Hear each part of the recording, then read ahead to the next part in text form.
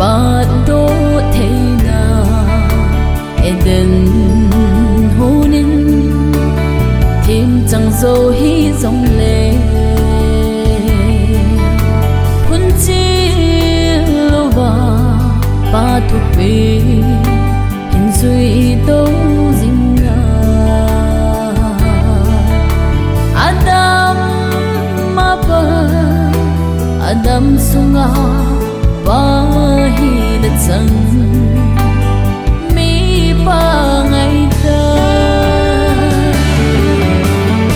anu lam hang sanun bathin me po nahi ei ngai nu zingu po na zile na sa de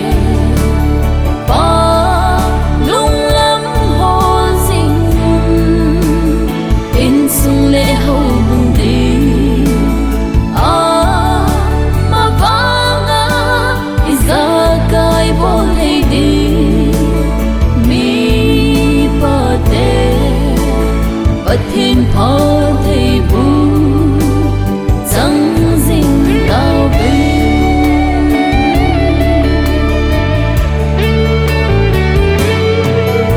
hin na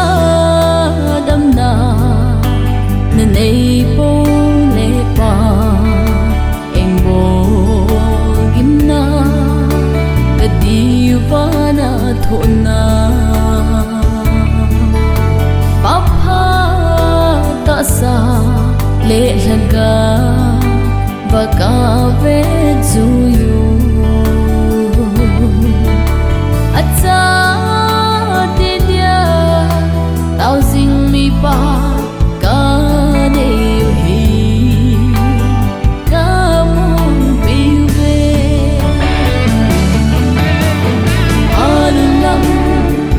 sanun bathin me po nahi ei ngai nu zingu po na zile na sa te pa lung lam ho zingun in sung le ho bung di ma vanga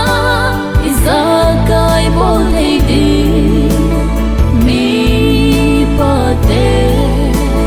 pathin pa thei bu chẳng dinh tao bên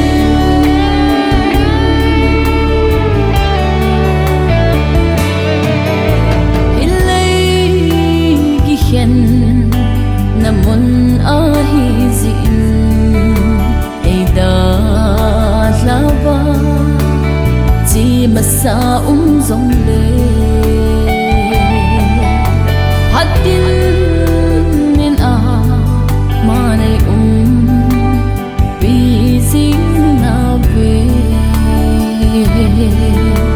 amma ki ne mute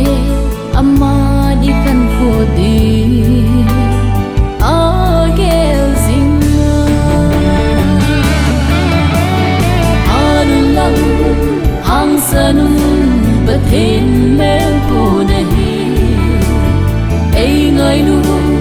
zingu po na zile na sa de pa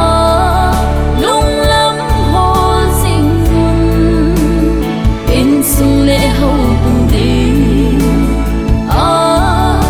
mà vanga